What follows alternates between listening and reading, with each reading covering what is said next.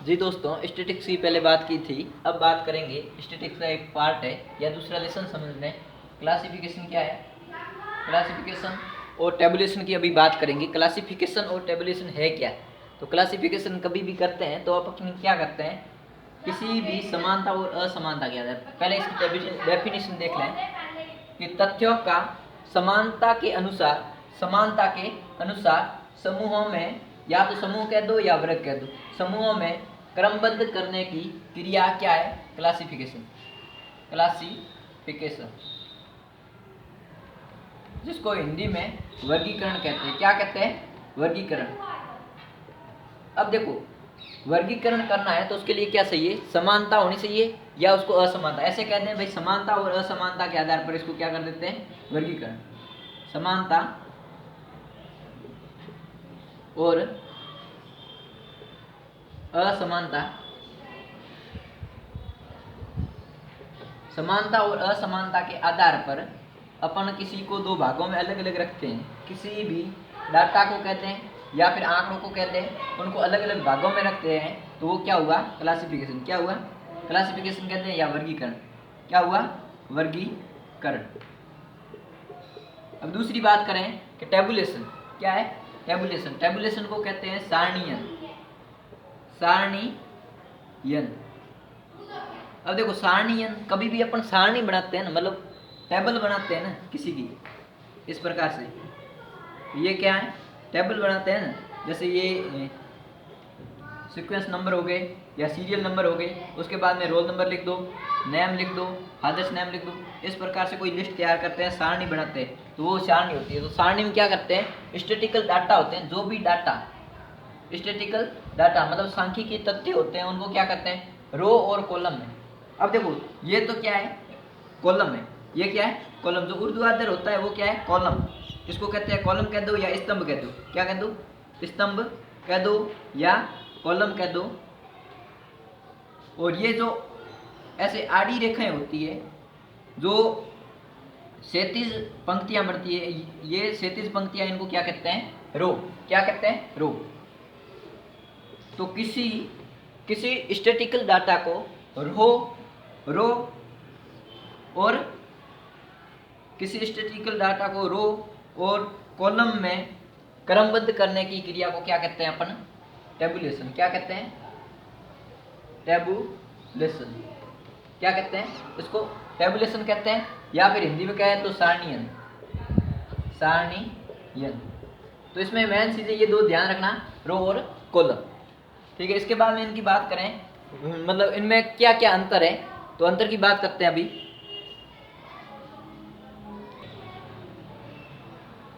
हाँ तो दोस्तों, बात करते हैं इसके मतलब अंतर क्या है दोनों में, या डिफरेंट क्या है, different between classification and tabulation. मतलब जो सारणीयन, इसको कहते हैं, ये सारणीयन है आपकी, सारणीयन कहते हैं या फिर टेबुलेशन कहते हैं, और ये है आपका वर्गीकरण, क्लासिफिकेशन। क्लासिफिकेशन और टेबुलेशन में अंतर क्या है, तो हमेशा ही क्लासिफिकेशन होता है वो पहले होता है, उसके बाद में क्या होता है, टेबुलेशन। तो ऐसे लिख दे, यह क्या होता है, पहले,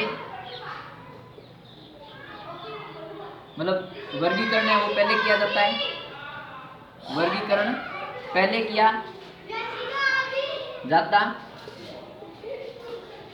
है।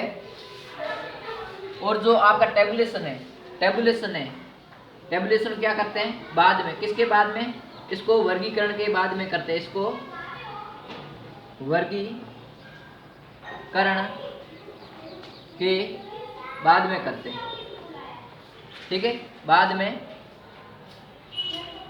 बनाते हैं या करते हैं, बनाते हैं। मतलब टेबुलेशन को बाद में करते हैं और इसको पहले करते हैं। तो ये एक तो अंतर हो गया, पहले और ये बाद में। तो ध्यान दें। दूसरा क्या है इसमें, देखो सिर्फ और सिर्फ इसमें क्या, इसमें ध्यान दें कि गुणात्मक जो लक्षण होते हैं, क्या होते हैं, गुणात्मक लक्षण होते हैं।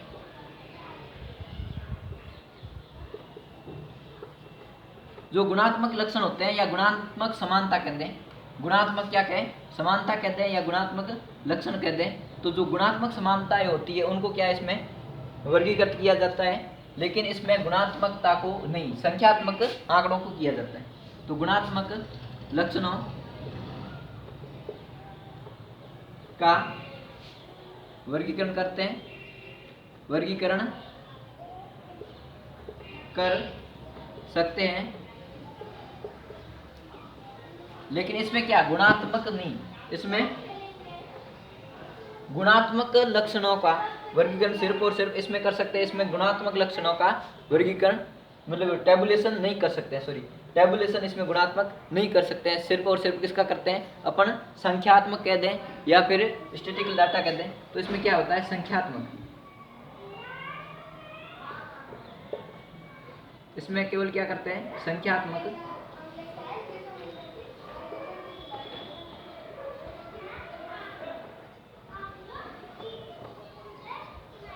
संख्यात्मक डाटा का टेबुलेशन करते हैं।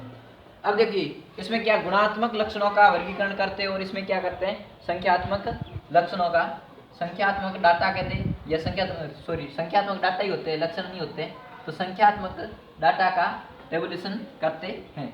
तीसरी बात करें तो देखो इनमें भिन्नता क्या है, जो पहले ही बताइए आपको, तो इसमें देखो समानता और असमानता के आधार पर इसको बांटते हैं दो भागों में, और इसमें क्या करते हैं रो एंड कॉलम में बांटते हैं। तो इसमें देखो समानता और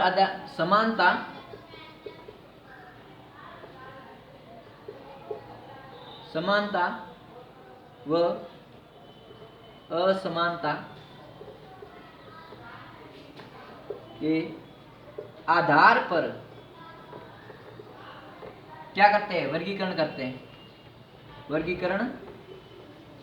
करते हैं, और इसमें क्या करते हैं समानता असमानता पर नहीं करते, इसमें क्या करते हैं अपन जो इसकी रो और कॉलम है उसमें इसको वर्गीकरण कर पाते हैं। तो इसमें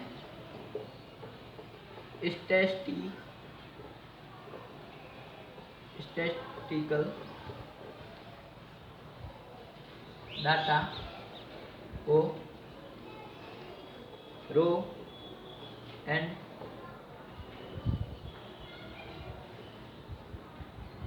कॉलम में व्यवस्थित करते हैं।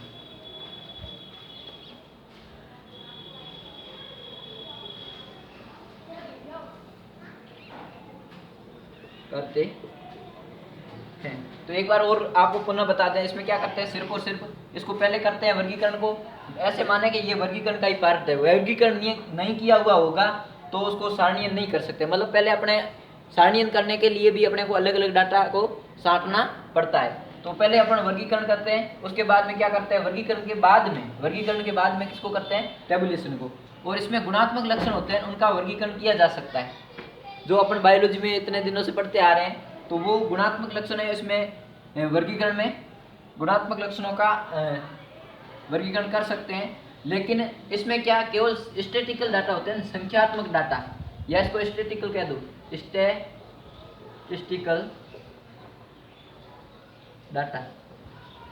स्टैटिस्टिकल डाटा को ही अपन का टेबुलेशन कर पाते हैं। और इसमें देखो स्टैटिस्टिकल डाटा होता है उसको किसमें रो और कॉलम में बात करते हैं। रो हमेशा ऐसे ये बनी हुई, ये रो है और ये क्या हो गई कॉलम हो गई, ठीक है, ये रो है और ये कॉलम हो गए। तो रो और कॉलम में इनको व्यवस्थित करते हैं स्टैटिस्टिकल डाटा को, और इसमें क्या करते हैं समानता असमानता, देखो जिनमें भिन्न भिन्न गुण होते हैं उनको अलग अलग गुणों के आधार पर बांटते हैं, तो जिसमें समानता पाई जाती है उनको एक तरफ रख देते हैं और जिनमें समानता नहीं होती उनको दूसरी जगह रखते हैं। तो ये क्या हो गया एक क्लासिफिकेशन है।